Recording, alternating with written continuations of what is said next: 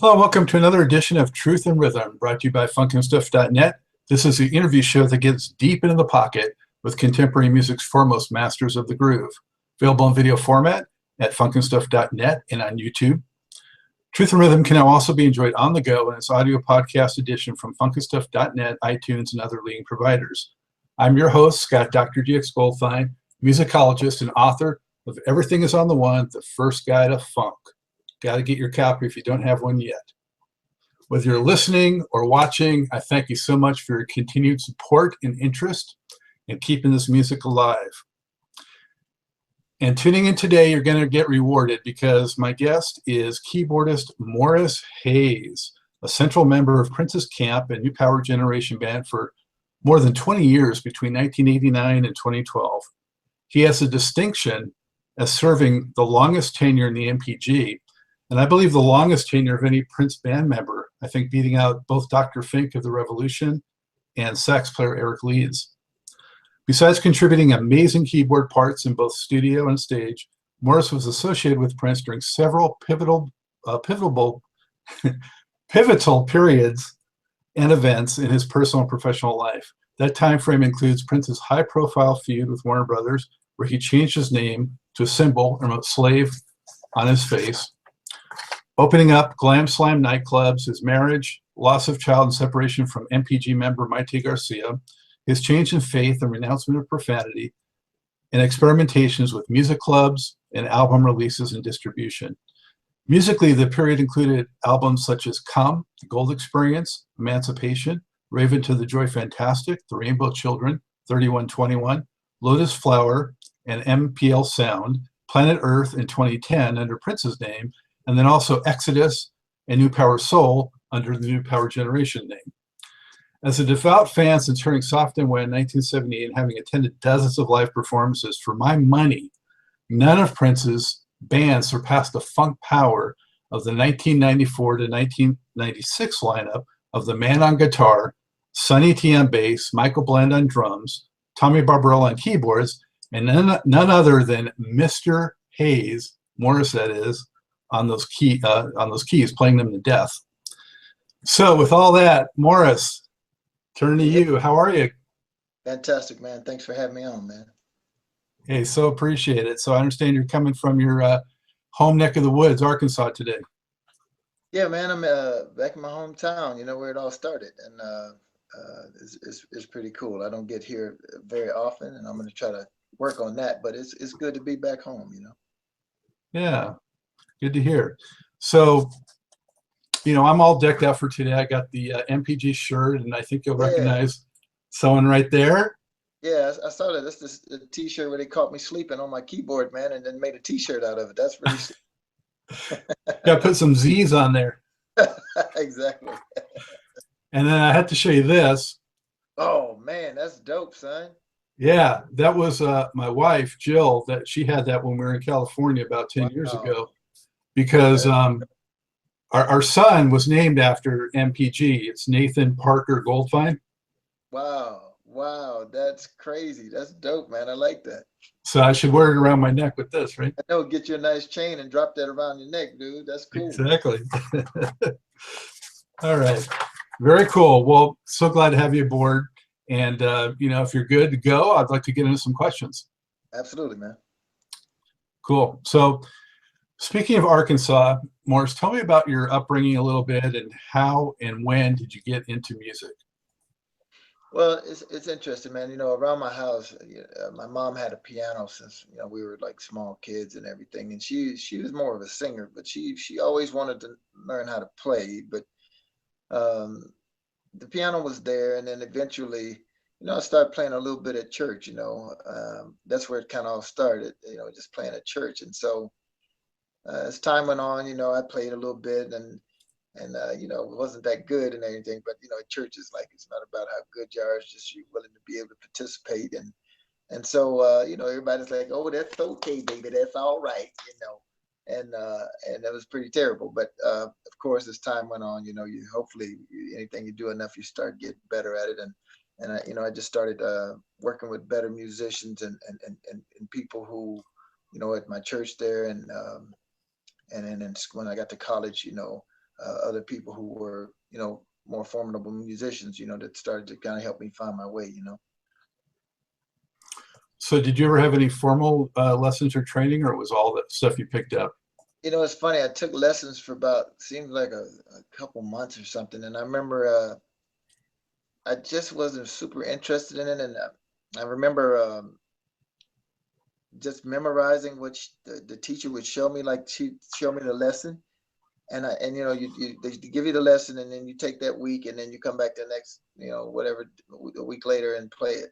I just would memorize it when she played it, and then just come back and play it. And she finally, after about a few weeks, she figured it out. She said, I think you're memorizing the songs and you're just playing it from memory.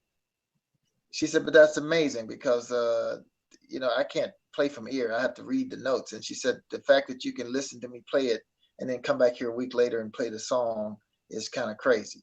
But she figured it out. And so, I was kind of more into sports. I wanted to play basketball. And so, I was like, music is kind of secondary or tertiary. I wasn't really super interested in that. And so it was really, that was really all that I did. And I really didn't garner a lot out of that as far as just the basic stuff, but not like really like chord chart reading or anything like that. So when did music kind of become central from basketball and everything else? And, when did you kind of get, your own really nice instrument and get rolling with that? Well, I would have to say I think where it really got where I was like, yeah, I think I could do this is where I was in college in 1981. And we had had a little college band. A lot of the guys have, gone on to be, singers in Tower Power, a group called the Mac Band in the 80s. That was a big thing for LA and Babyface. And one of the other guys was one of the background singers for the Fabulous Thunderbirds. And just like everybody ended up going on doing some bigger stuff. But I think when it really turned the corner is, when we were in that college band, we had a keyboard player in the band named Shelby Henry. He was he was the cat. He was the good player. And I was in the band because I had some equipment. And I was, it was just a cool factor for me. But he ended up having to leave. And he was the principal keyboard player. And so they were like, we had a fundraiser coming up that Bill Clinton was running for governor. And we had this fundraiser that he was doing, and our band was playing at the fundraiser. And they're like, well, dude, you got to learn the parts or you're going to look crazy because you're the keyboard player now. And so you got to pull it off. And so I had to kind of woodshed to actually learn the songs we had been already playing because I was just doing nothing, man, just nothing. And so I just had to kind of get all of this material together, and then we pulled it off, and and we had two keyboard players, and then we only had me, and then after we did it, it was like a relief and like, wow, that was really cool. Like I think I really could do this. That's when it really piqued my interest because I think the gratification of like pulling it off, number one, and the fact that it's like if you take it seriously, then you have to then it's cool. It's not about just being a cool guy and picking up girls or whatever. It was just like, it's really cool to be able to do this and play this. And, this guy was running for governor who, subsequently now we know went on to be the president of the United States. So it was a cool thing. And I think that's where it really just started to get more serious. Like, I need to think about doing this, for real. What would have a set list been like at that time? Oh man, it was like, I can tell you, it was Cameo. We played some Prince. We played some, just all of the groups back at that point were like it was the early '80s, and so it was just like funk lineup. Some of the guys definitely were Prince influence, and some were like Peebo Bryson, like that kind of a flavor. I remember our guy LB who ended up going on singing with the Tower Power, and now he's with the Temptations. Peebo Bryson was his speed, and Luther Vandross later on, and that sort of thing. And so he had that kind of flavor, but and like LTD, Jeffrey Osborne, yeah, that kind of flavor. He was doing stuff like that in school, and then the other guy Greg Sane and Derek McCampbell, who Derek was in that group, the Mac Band, that Babyface, one of their LA and Babyface early productions was in that group, the Mac Band. They had a song, big hit called Roses Are Red, and they were more in the Prince area, so they would do some Prince songs. So that was definitely a big deal, you know, uh, definitely a big deal, you know. So that was very cool.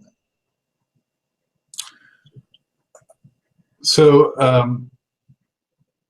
so once you got into it like that, who were some of your early influences, Morris?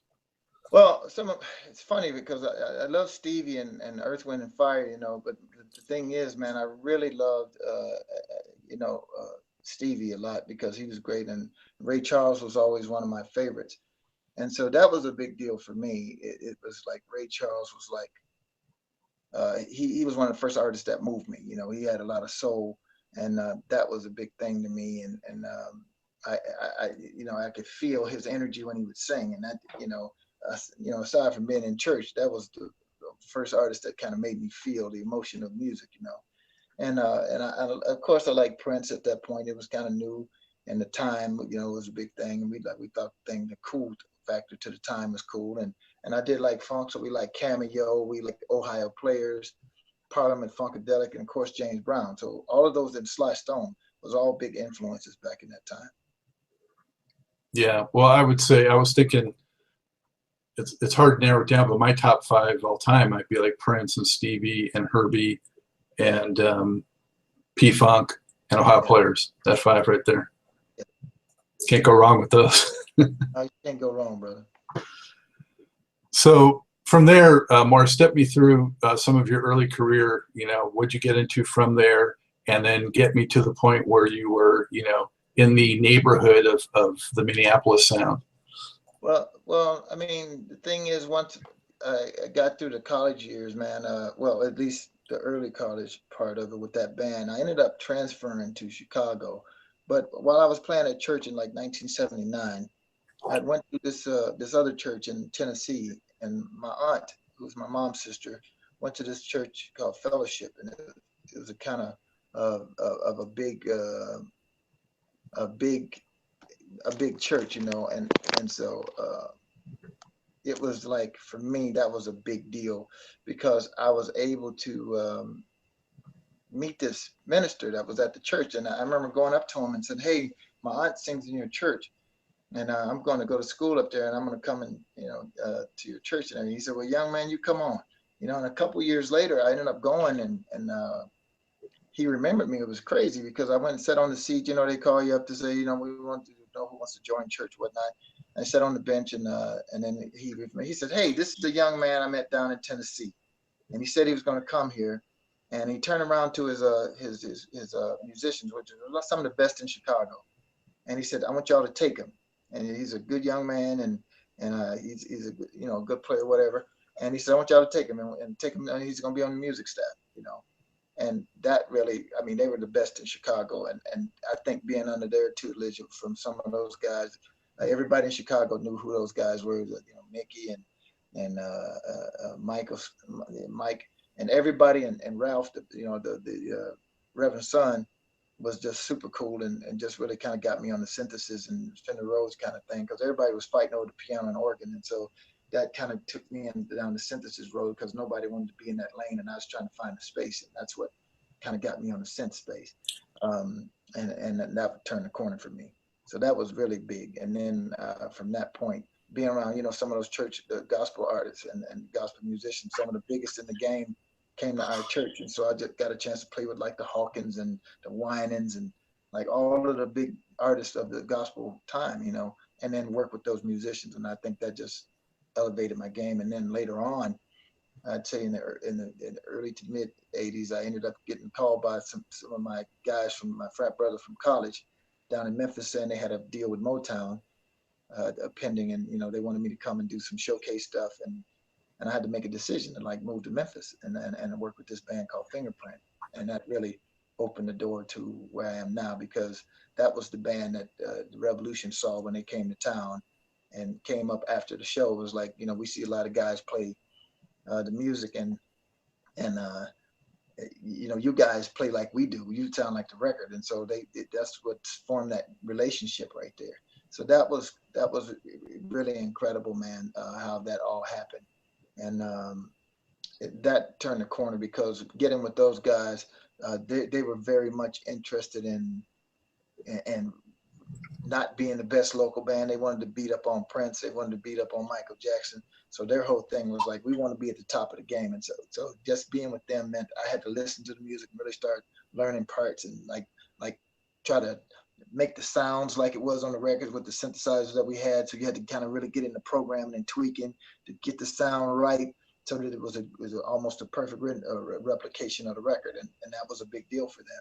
And I think that's what opened me up. All of those musicians, I mean, they hated me at first because I was a church player and I didn't know any of the secular songs. And they like, God, man, you don't know none of the records, man. This sucks. You know, they didn't want to deal with me, but it ended up working out, man. So it turned out cool. And so from what I read, you first were around that scene. You had an appearance with George's band and Graffiti Bridge, is that right? And then you were part of Maserati? Yeah, so to further on with that scenario, what happened is when we worked that band Fingerprint, we ended up going and doing a demo with Brown Mark, who was the bassist for the Revolution, and that kind of got our Minneapolis connection. So we were kind of going back and forth to Minneapolis, kind of working with him and with the management, this guy named Craig Rice, who managed Prince during the Purple Rain era, road manager, and ran the facility there at Paisley Park. And so we ended up just going back and forth, you know, kind of doing that. And in the meantime, we started a new band called Business and moved to Austin, Texas, which was like the mecca for musicians doing stuff. I mean, that was like music mecca for us. And so it was a very cool situation. And we just decided that, man, we're going to stay in Texas. And so we ended up opening for Maserati in a few different spots. We opened for them in Memphis. We opened for them in San Antonio, and kind of like established that relationship. And then I remember getting a call from Craig, who was managing them as well, saying we want to audition and we want you to come to Minneapolis and audition for Maserati. And I did it, and then I got in, and then we started doing some stuff there. And one thing led to the other. I ended up working with Mark Brown, and Mark was shooting a video. He wanted me to be in his band for his record that he had on Motown. And we shot a video in Paisley Park, and Prince was kind of like hanging out. And he had seen me around a little bit, kind of hanging out with Mark and those guys. And he see me hanging out. And so his whole thing was to just like check it out and really figure out, can I play like this? I mean, because you're shooting a video, you don't know who's actually can play and who actually cannot. So it's just that kind of a vibe. So it was really, you know, interesting that way. And so he finally, I got a chance because Levi, who was working on some other stuff with Prince during the movie, Graffiti Bridge they were shooting, needed some session parts done. He threw me a bone and got me on a session. And I ended up playing on this stuff for the time. And I had been like kind of working at the studio at this point for a bit. And, you know, Prince never really even said anything to me. So, so you're talking about Maserati and that whole situation and how you got noticed for Graffiti Bridge, and take it from there. Yeah. So, and doing the session at the time with the song I was doing for Graffiti Bridge, that kind of brought the attention of Prince. He heard the track, and so did Alan Leeds, who was running the label at the time. And I got this big compliment. It's funny because I was in the studio, and I used to hang out a lot. It's in the studio with the guys who were producing, and you know, Prince never would say anything. And this particular day, he said to me, "That's a nice solo you did." And I kind of looked at him, and because he never said anything to me before, and I just kind of looked, and I kind of looked around like, "You talking to me?" And he's like, "Yeah, you did the solo, right?" And I'm like, "Yeah." And he's like, "Oh yeah, well, I'm talking to you."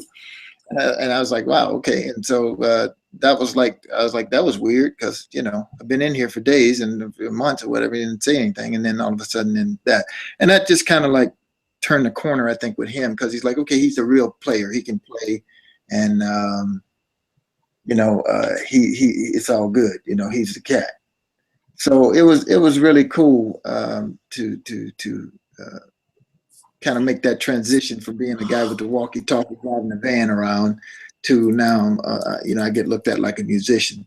And so from that point, it really morphed into like, I had this band with this guy, Greg, who was the same guy from Memphis, who also was in Maserati, who came up and was one of the lead singers.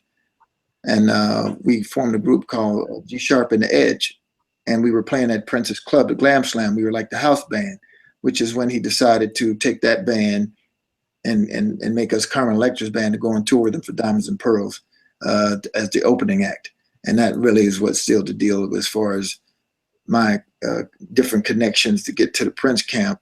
That was the end for me, because, you know, Carmen was telling me like, oh man, he likes you. He just like thinks you're like pretty good. You like, you know, you do all this programming and stuff, blah, blah, blah. And I'm like, get out of here, you know? And she's like, no, I'm telling you, he says he's going to get you in his band. And then Mayte would tell me the same thing. And sure enough, I remember at the end of the tour, we were in London we were doing like 8 shows at like,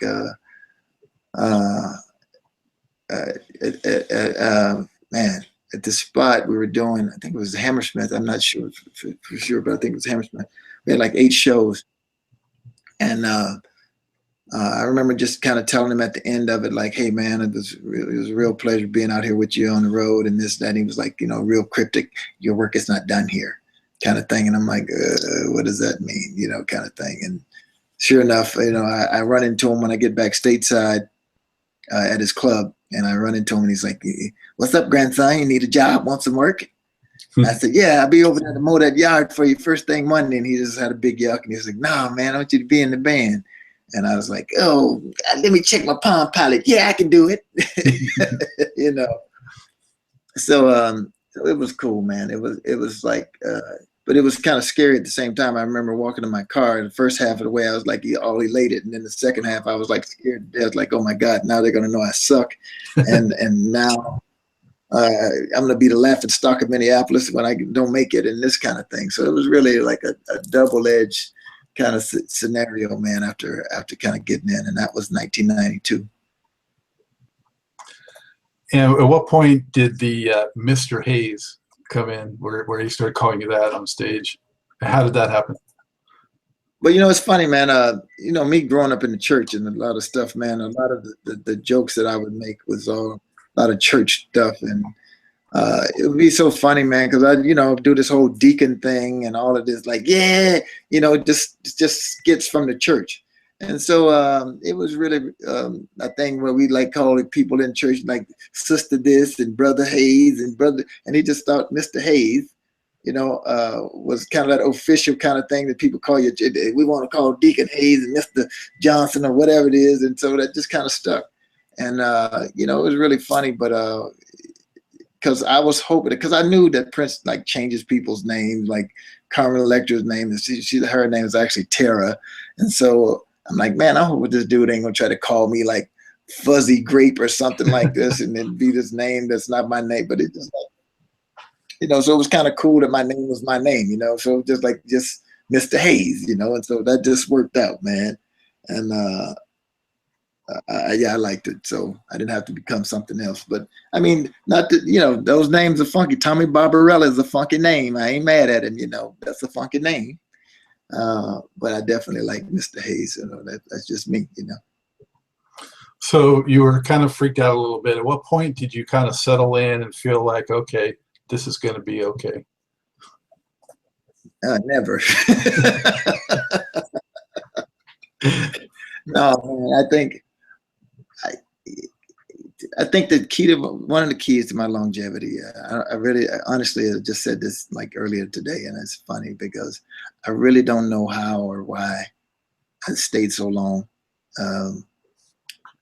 I will say this: I think for anybody that was there any length of time for you to get comfortable and think, "Oh yeah, I got this," was a mistake. I think you always had to have a certain element of one foot on a banana peel in order to stay on top of your game. I just think if you got complacent, if you got content, I think you got gone.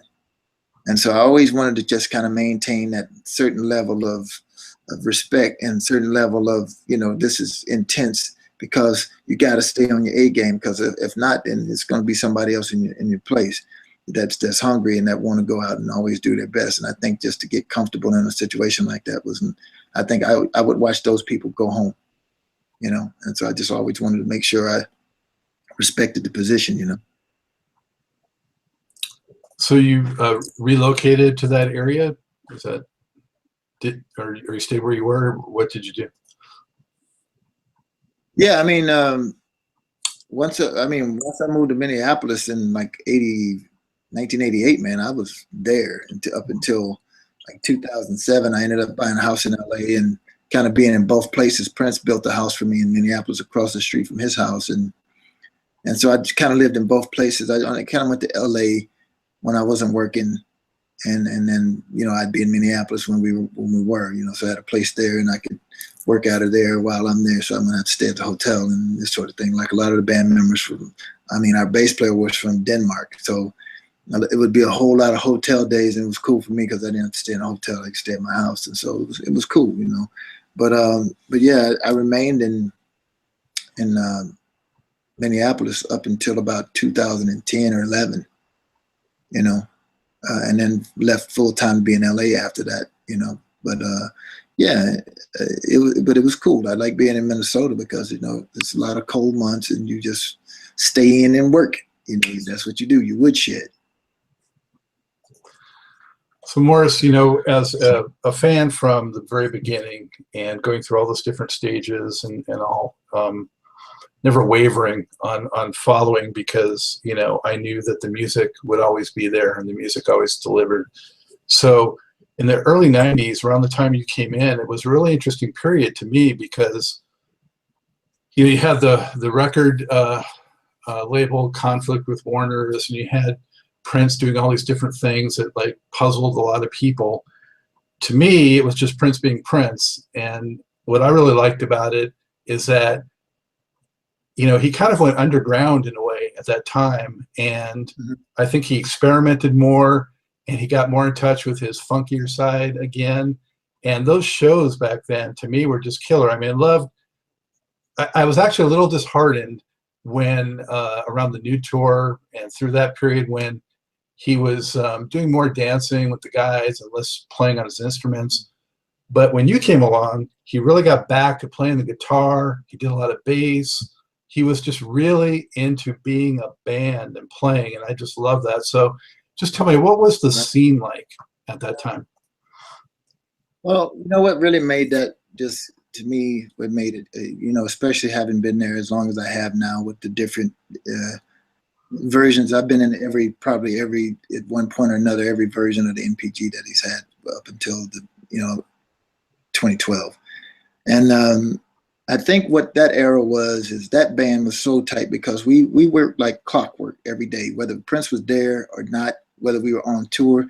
That band would come in and rehearse like going to McDonald's. It's like you punched a clock. We came in, we ran songs. We were like a jukebox. We had 120 some songs on our list that we could play at any given point. And I remember having to tell Prince one time that I'm out of room on the hard drives and on the because we were limited, man. Our stuff, the technology back then. I remember when I bought a hard drive that was like supposed to be this massive 1 gigabyte hard drive for like $2,000. Like it was 1 gigabyte. That you got more than that in my watch. Then it's like it's crazy.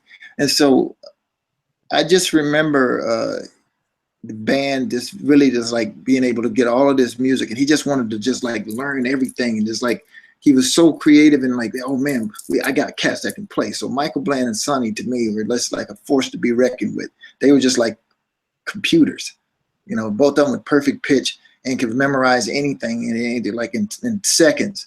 And it was just like having those two guys as the fundamental foundation allowed us to be able to do anything, man. Me and Barbarella, all we had to do was just kind of color on the top, and the floor was there between Prince, Sonny, and Mike.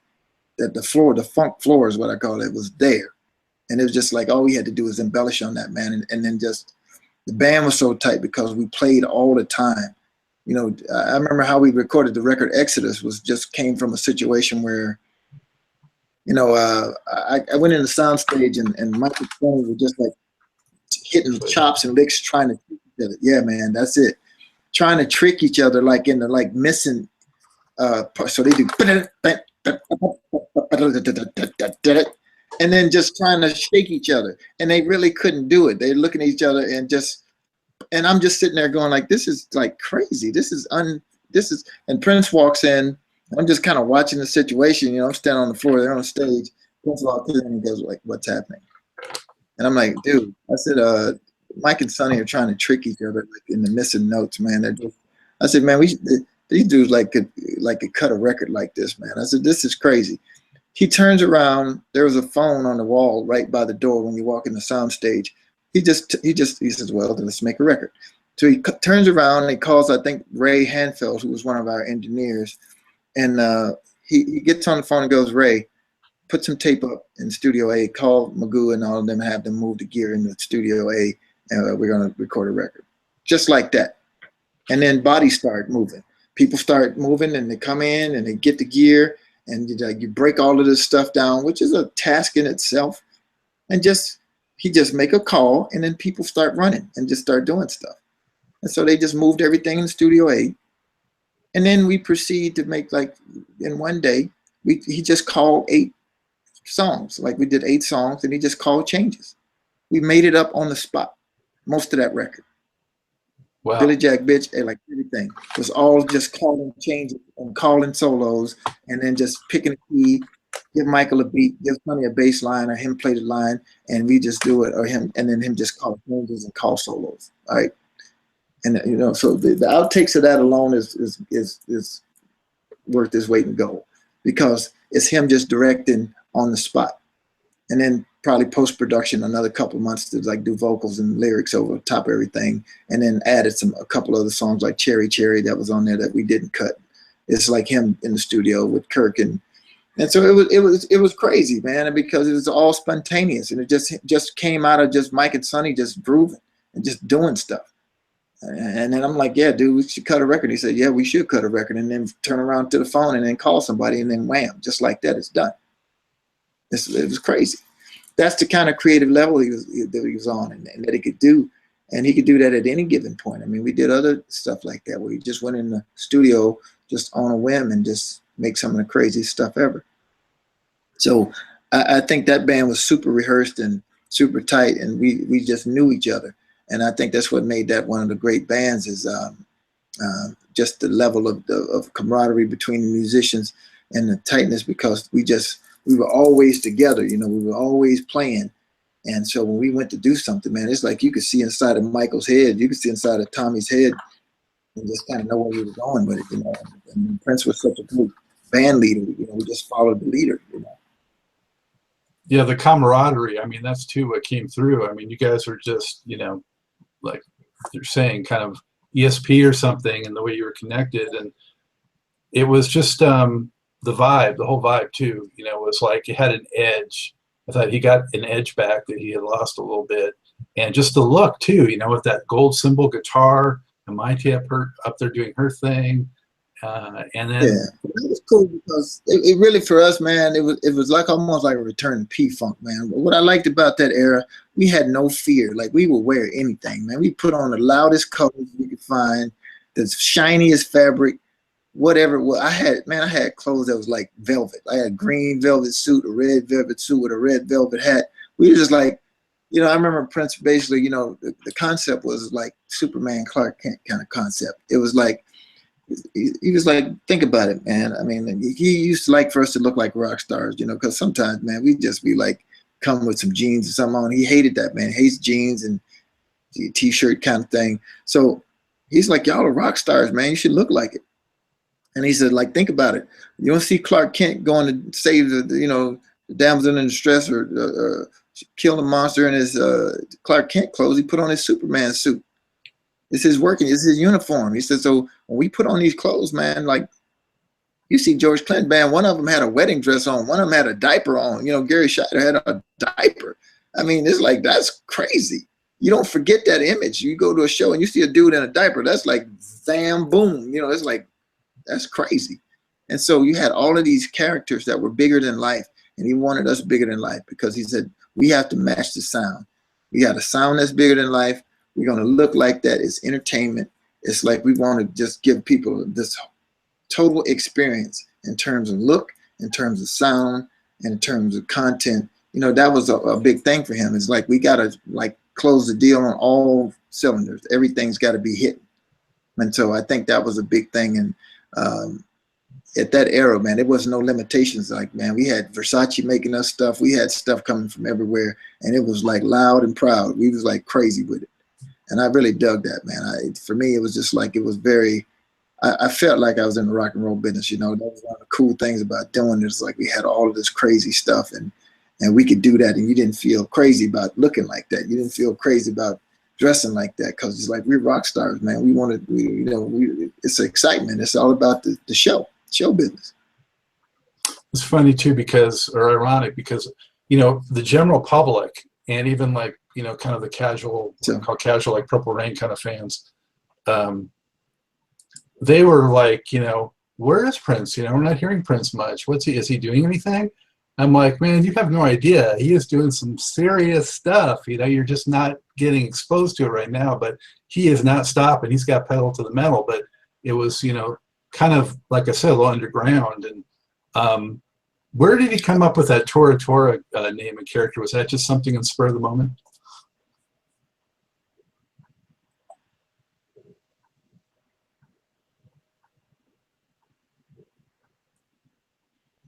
Did you hear me, Morris? Yeah, look, that whole era with the name change, I remember asking Prince about that whole thing, and just like, yeah, can you hear me? Yeah.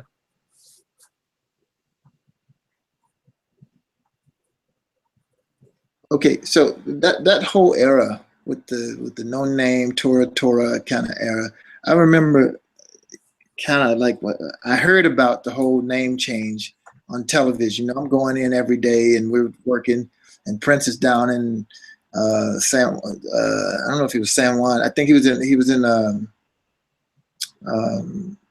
know, where Mayte is from. He was down in Puerto Rico, and we heard this on the news. Like, Prince has changed his name to this unpronounceable symbol, and all of this, and I'm like, what? So he gets back, and I'm like, bro, like, what's the deal with this name change thing, man? We're like, what's up with that? And he's like, well, you know, I'm looking out on the water, and it's like, you know, God was telling me that I'm not this person, I'm this, and it just really came to understand that this symbol encompasses me, and you know, I'm kind of like, dude, I'm scratching my head, like, I don't know what you're talking about. This is kind of like, this is crazy to me, but he just was like, this is, you know, this really embodies who I am, and I don't expect a lot of people to understand it. You know, hopefully people respect it, and he took it very seriously, you know. And I'm like, well, what do we call you, man? Like, and he said, well, if I'm always around, you don't have to call me. So, you know, I was like, oh, okay. So I'm like, okay. It was only fun when it was like he called you on the phone, and you like, go, who's this? And then that's when the fun would start. Like, who is this? And he's like, it's your dad. I'm like, no, it's not. Who is this? You know, and you kind of go through all of these changes. And so it was always a lot of fun, because he had to keep coming up with creative ways, and then he finally would say something that would make you go like, oh, it's Prince. And it's like, oh, okay, it's Prince. And so, but I really think it was a big deal for him, because, you know, I kind of marginalized it, because I was like, man, what is this, man? Are you messing with Warner Brothers right now? Like, what's this all about? And he was like, no, man, this is where I am. This is what I feel, and, you know, I'm serious about it. And I was like, okay, well, then I respect it. You know, we're gonna honor that, and, you know, we try to comply. I said, it's like Ulysses, though. I mean, it's hard. I'm no man, and so I'm having a hard time trying to articulate that, but it was cool. It was, and you know, he went through that whole phase, and then he came back on the other side as Prince. I mean, Prince is just, I always just looked at him like, man, this is a real artist. This is a cat who is not going to be regular. He's not going to be what everybody expects. He's something else. He's a star. And you know, I never forget, like, the moments when people that are legendary, like Sly Stone and Paul McCartney and Whitney and all these people, would basically come over to Prince and, like, basically pay homage to him. And it was crazy, because he was so enigmatic, and so off the, you know, off the grid, like, as far as that whole anti-star thing. It was kind of crazy, you know, because I'd see people who you think that people would be fighting to get their autographs, trying to get over it and holler at Prince, and it was crazy. And because he just was like that dude. He was cool with being just on his own, And, you know, he didn't want to take pictures. He didn't want to, you know, do the stuff that other celebrities like to do. He just was like, I got my crew. I got my own cats. I'm happy with that. I don't have to be over here with, you know, with so-and-so or whoever else. It was just like, I got my own crew. And he loved having it. So, I remember telling him about Greg Fillinganes one time, and, you know, one of my favorite players of all time. And I was just, you know, Greg had called me about wanting to play with us and everything. He said, man, I play with everybody, and the only one I haven't really played with is Prince.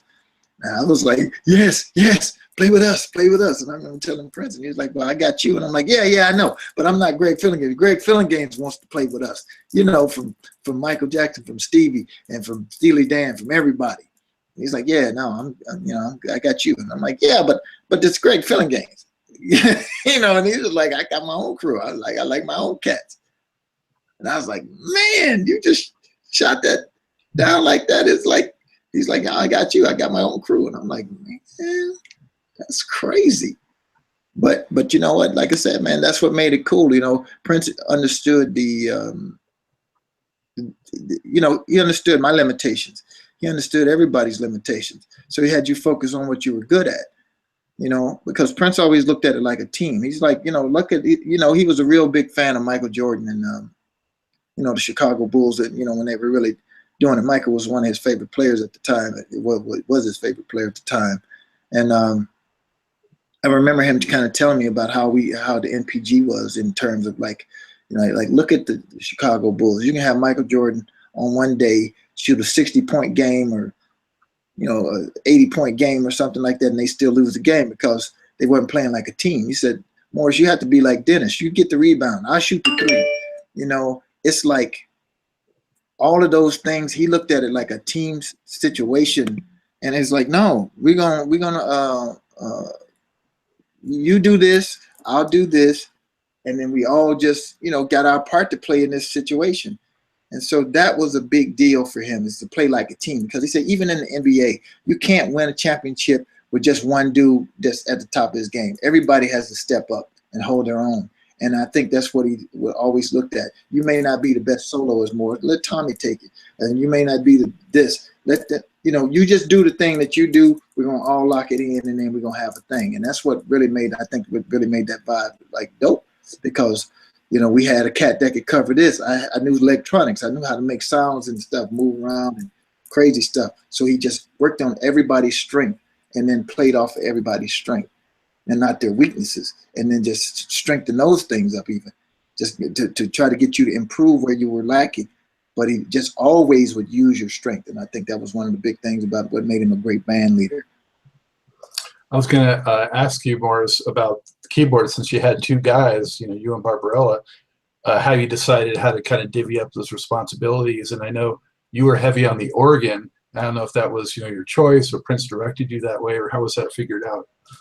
Yeah, I think that was the church background. He was kind of feeling that at the time. You know, he knew I was from a church background, and I remember when I first started doing the thing with Carmen, I had only like these two keyboards, and I remember Prince coming to some of the rehearsals, and I recall him like asking me, like after one of the rehearsals, they're like, dude, like, how are you getting all of this sound? You got only two keyboards. Like, my guys have got like racks and racks of stuff, and he said your stuff is like fat, just coming right out of the out of your two keyboards. Like, how are you doing that? And I'm like, well, you know, man, that's all I got. So I have to really know them really well, and then I have to just kind of program them to get what I need to get. But I wasn't distracted, because when you got a whole lot of stuff, you really don't master any one of them. You just use this one for a piece, and but when it's only, you got only two or whatever, you get inside of them, you know what they can do, you know how fast it can go, you know all the limitations. And so that's what I really had. And he actually wanted me to be a programmer for Tommy. He wanted me to like come in and like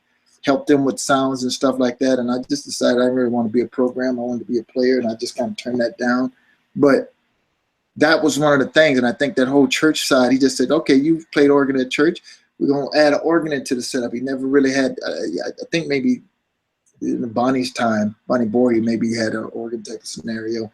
But he just thought that was a good time to kind of bring that piece in. And so a lot of times with, unless Tommy already played an organ part like he did on Sexy Enough, I just let him take anything that he played on previous records, like on the Diamonds and Pearls thing, but anything subsequent to that, when we made the records, when we recorded like the Come record and Gold Experience, I played all the organ parts on those records, you know, with the exception like Ricky Peterson and whatever Prince may do. Exactly.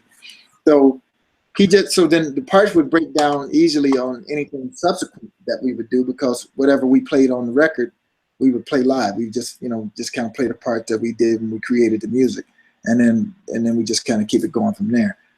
But anything retro to that, then we just figure like, I got this sound, I got organ, so I can cover that, and you can cover this, and then we kind of like, after a while, it became second nature. We just knew that, you know, that falls in the Tommy's category. I got some vocal samples to play or a guitar riff to play, and we kind of divvy those up. So Tommy would play the horn samples or some Claire Fisher type stuff that was the string arrangement, because Prince liked those to sound like the record. So we would take the Claire Fisher stuff, chop it up, put it in a sampler, and then just like hit it on a key in real time. We didn't like playing the sequencers. So everything we did, we had to do in real time, which made it real crazy. A lot of people thought that's just the nuttiest thing I've ever seen. A lot of people thought we were playing the tracks, and we never played the tracks. We only played samples of stuff that was like recorded parts. Like sometimes, because Prince was not the only guitar player, he wanted, and on some of the records, there would be 2, maybe even 3 guitar parts. And he wanted to hear his own part. And he also wanted to hear his own background vocals, because the way he sang them, nobody could sing them like that. And so I would chop those up and put them on the key, and then just, it was painstaking, man. We had to rehearse, and especially when we had to rehearse without him, because you didn't have a lead vocal as a guide, and some of those vocals coming in the most weirdest places. And you had to memorize or write down wherever that came in so you could play it whether he was there or not. Mm. So that was bananas. It was like crazy, man. And it was a lot of work. There was a lot of mistakes. But when it was on, man, it was like people. I remember him having Lenny Kravitz came over one night, just hanging out, and I was there. It's me and Prince and Lenny, and he said, "Morris, just play your parts on this one song." And I played my parts, and it was like this whole orchestrated thing. And Lenny was like, "That is the nuttiest thing I've." Said, "How are you doing that?" And Prince said, "Ancient Chinese secret." You know, he just kind of told him that. But it was like all of these crazy parts that was like just one cat was playing, and it was just like when you put that into what Michael Bland was playing with his drum loop, he turned on a 2 or 4 bar loop that just kind of kept the tempo, so that whenever I hit a sample, I know that the tempo, as long as I hit it in time, boom, you know, that loop was the timing that just kept everything locked. But Michael Bland was so good that even on songs like Shush, where there was no loop, that we got so good with timing and tempo that we could tell how quick or slow anything was from the instant we started playing it, and he could make a correction so minutely that you wouldn't even notice that it was corrected. It was just amazing. It was just like you said, it was second nature. It's just like reading minds, and it was crazy. And I remember having a friend of mine who played with Janet at the time, you know, this cat DOA, who was a good buddy of mine who played with me in the time. And I remember him coming and kind of seeing me working on chopping these things up and then playing them and putting them in. And he's like, "Is that what you guys do? Like, that's the craziest thing I've ever seen." He's like, "Well, better you than me, man. That's crazy." And I had one of my friends that played with Michael say the same thing. He's like, they actually tried it. And he said, "Man, we couldn't do it with any consistency. Like, we had Greg try it. We had like this cat try it. We had a drummer try to trigger it, and we couldn't get it to be consistent." And I would tell him, I say, "Well, when I first started, it wasn't consistent, but you know, he beat up on me enough till I got it down, and it became this technique." And it was a technique because Prince liked to change the show every night. He didn't want to play the same show, so he wanted to be able to control. Like tonight, I don't want to come right in. I want to groove for a minute. So just keep it grooving until I bring it in. And when I started on the one, then hey, drop it in when I get ready, but not before. So we had to just every night. It was going to be a surprise how it goes because we got to follow him. And I remember another time going on David Letterman. You know, he wasn't really fond of David Letterman. You know, and so you know, there's this thing at the end where you had to shake hands at the end, and he told me while we were standing at the door, he said, "Do you have the gunshot sample?" And I was like, "I can get it. I mean, yeah." He said, "Okay." Now we're waiting at the door before we're getting ready to go on, and we've rehearsed it a certain way, and he just goes, "Okay, we're gonna cut to go straight to the bridge, and then at the end, I'm gonna do like this, and you do the gun sample. I'm gonna shoot myself in the head, and then Coco is gonna drag me off. Got it? And I said, yeah. And then he said, no mistakes. And I'm like going, so it was like, and it was a song called Dolphin. And it was crazy, man, because I'm sitting there trying to think. There's a big chunk of samples now I got to cut out that I was used to playing one next to the other, next to the other, next to the other. And I had to cut out a big chunk and jump straight to the bridge. And I'm sitting there thinking, where's the one start for the bridge? And I'm playing the song and I'm looking at the keys trying to think, which one is it? Which one is it? I don't know. And then I just hit leap of faith. Boom. It just worked. I was like, oh my God, dude. It was just crazy because he would change it in an instant. And you had to just know where to go to, man. And that's what he liked to do. He liked to have that kind of confidence that I'm gonna driving, I'm gonna go this way, you guys come along with the ride, you know, come along. So that's how good that band was. And that he had that kind of confidence to just like do stuff like that. You're getting ready to go on a national TV show, one of the big, David Letterman was one of the biggest shows on late night TV. And he tell you some stuff right before you get ready to go. And he changed the whole song up, man, right before we were getting ready to walk through the door. And then just flip it like that. And then the history is the tape. I've seen it on YouTube myself. And I look at it and I just shake my own head because I'm just like going, how did we do it? This was crazy. Because it's just like on the spot, we just changed it. Changed the whole arrangement. We had rehearsed it that way for 2 weeks. You know, and then all of a sudden it was crazy. And we do that all the time. And so Michael Bland gave me some good advice when I first came. He said, don't ever marry yourself to an arrangement. It will change. And it was the best advice I think he could have gave me because you know, one of your things is when you're learning something intently and you're like, you know, really, you know, trying to drive and press to get this right and get it. I'm married to it. I got it. And then press right before you say, okay, we're going to change it. And you're like, no, you can't change it. I spent a week learning that. No. And it's like, yeah, it's okay. We're going to do this. And it's just everything is out the window. It's out the window. And now it's a new part. We're going to make an edit and we're going to do it right before the show and sound check. So that was like, oh my God, this is crazy. So, but you got used to it and it made you better because you start to really hone in and pay attention and you just remember the thing that's the last information that you got. Business as usual until further notice. And then you make the change and then you have to lock that in. And he told me, like, if you want to stay, man, you got to, I don't care what it is, hieroglyphics, whatever you got to do. He says, if I got to wait for you, I can't do my show. I got to think about what you're going to do. And I don't want to think about what you're going to do. I want to think about what I'm going to do. You know what I'm saying? So I had to get it, man. And I didn't read music. And see, Tommy, you know, he read music. He just make a change in the chart and then boom, it's right. It's like boom, you know. And I think that was my lazy bones Jones thing. If I think I would learn how to read music and it would make life a lot easier. But it really sharpened my other skills, man. It just really sharpened my attention and to make things like I was very attentive to like minute adjustments and changes and things like that. And it kind of spoils me now because I'm used to doing stuff kind of at the last minute and, you know, pressure, you know, man, we worked on a lot of pressure. And so I just got used to that. I just got used to like in 10 minutes, you got to learn this song. We're going to go play it in front of all these people. And after learning it, working on it 10 minutes, we're just going to learn it and we're going to play it. Everybody got it? Got it? Good. Bow. Because he's going to remember his parts. He's got it down. It's already in his head. So he's got it. All you need to do is get your parts. So.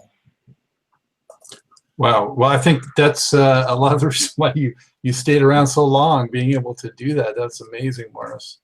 And I think everyone's going to want to go back now and watch that Letterman again, knowing what you were talking about. Yeah, it's bananas. And it's a great performance, man, because he like I said, he's just so good, man. He just could flip on a dime. And when you see it, because it was so crazy, because it's like you have to think of that first and then you see it done. You know, he saw it done. He used to tell me that even when like we shoot basketball, he never missed. And I would ask him like, dude, how do you do that? How do you just shoot? And it's like Pleasantville. You just throw it at the goal and it just goes in. And he said, you know what I do, Morris? He said, everything I do, I see it finished in my head first. So when I write a song, it's already in there. All I'm doing is when I play it, I'm executing what's already in my head. Like he played me this song called Crystal Ball when I first got in the band. Mm-hmm. And I heard this piece, man. It's just me and him in Studio B, and he's playing this track. And it's like 12 or 13 minutes, man. I'm like, I'm like, dude, this is crazy. It's like an opus. Like, what is this? And I said, who's playing drums? He said, I did. I'm like, who played bass? He said, I did. I'm like, but it's like 10 minutes long, and the music is moving, the tempo changes, everything is changing. Only thing he didn't play was like what Claire Fisher stuff he arranged. And I'm like, this is crazy. I'm like, how do you? It's 10. So okay. So I'm saying, so you started, and you just played 10 minutes of drum, to 15 minutes worth of drums, just pow, ping, pow, and then I'm gonna change the beat up, and then I'm gonna. I like, that's so random. How can you do that? And he says, I see it done in my head. So all I'm doing now is executing. So I did the drums, knowing where the changes are going to come up at. So when I play the bass, I already know when the drums change, I'm doing this on the bass. Now I'm going to go back and do the keys. Now I'm going to go back and do my guitar. And he knows where everything lays out in the course of 15 minutes. That's like Mozart. That's like crazy. Which, by the way, was one of his favorite movies, was Amadeus. And there was a scene in there where when Amadeus was walking in, and they had already composed this little piece that the king was playing, and as he was walking in, you know, they were playing this piece, and they asked him. He said, "Yeah." He said, "What do you think about the piece?" He said, "It was nice." And he said, "Would you mind playing it?" And he said, "Yeah, I already memorized it. I already got it." And it's like, "But you just heard it, just with two. You just heard a little bit." He said, "Yeah." And he went in, and he just played it. He said, "I think it kind of went a little like this. This is what I think you meant." And that was Prince's favorite scene, because that was what he would do. He said, "This is what I think you meant," and then just kill it. You know, and I was like, okay, I completely get Amadeus now. I completely get why that's his favorite movie, because he basically was seeing himself. That's what he saw, I think, in Mozart, is that he could do the same thing. And I was just like, how? This is crazy. And he said, yeah, because he said, when I shoot a basket, when I do anything I do, I see it done first, and then I execute it. So it's like, it's not like, it's just like execution at that point. So when he gets on the stage, man, this dude can kill, because he already sees a searing solo. It's done in his head. He already seen it. That's why even when he made a mistake, he could repeat it. And then it was like it wasn't a mistake, because that's his biggest piece of advice for me, and I still struggle with it, was it ain't a mistake until you stop, Morris. It's not a mistake until you stop. You know? And I tell musicians that all the time now. Don't, you know, when people notice there's something going wrong, is when you're looking at your instrument, or you're looking at something and they go, oh, look, the keyboard player's having a problem. Look, he's got something going wrong over there. He's looking at his equipment. I had a keyboard melt down on me one night, and it was one of the old Oberheims that he used to love, because he did all those records with it. But it was just a hard piece, because they didn't make parts, and it just was really hinky. But he liked the sound of it, and I took this thing, and it just died, and it just made a death sound, like, and I'm just like, it just did it on its own. I wasn't touching it or anything. I just was playing my parts, and all of a sudden it decided, I'm gonna die now. And it made this hideous death noise. And I looked at it like, what the hell? And Prince just looked back at me, and he threw a towel at me. He had a towel, and he just threw it at me on the stage. And I got, you know, after the show was over, he's like, Morris, what happened? I'm like, well, the keyboard, it just died. It just, like, it was just over there, and it just decided now is the time to die. And it just made a sound. And I ended up pulling the fader down on the mixer just so it would stop. And he said, Morris, whenever that happens, throw it on the ground, break it. At least it's a part of the show now. If you stand there and look at it like a deer in the headlights, and people are going like, you're a distraction now. And it's like, he's in trouble. He said, but if you take it and throw it on the ground, now it's a show. And I'll get you a new one. I'll get you another one. But don't wreck the show, like looking like what's happening. And it's like, now you're distracting. Now you're taking, all the eyes have gone over to you and your problem. He said, make it a show. Throw it on the ground. Set it on fire. Stomp on it. Bust it up. And I'll get you a new one. Because now it's showbiz. It's rock and roll. And I was like, oh, man. You know, next time anything like that happened, I'll be like, I'm going to throw it on the ground and blow it up. And then it's like, now you'll be on the YouTube doing a rock and roll moment. You broke your instrument like Pete Townsend. See how Pete broke up a gang of guitars. Look good too, you know? So it's like rock and roll at that point. It's not a mistake. So you stop and look at it, and now you're like in trouble, you know? So that was just brilliant advice, man. And I tell all the musicians, that maybe you can't afford to just bust your keyboard up, but the bottom line is, the principle is just always keep it moving. Keep it. It ain't a mistake until you stop.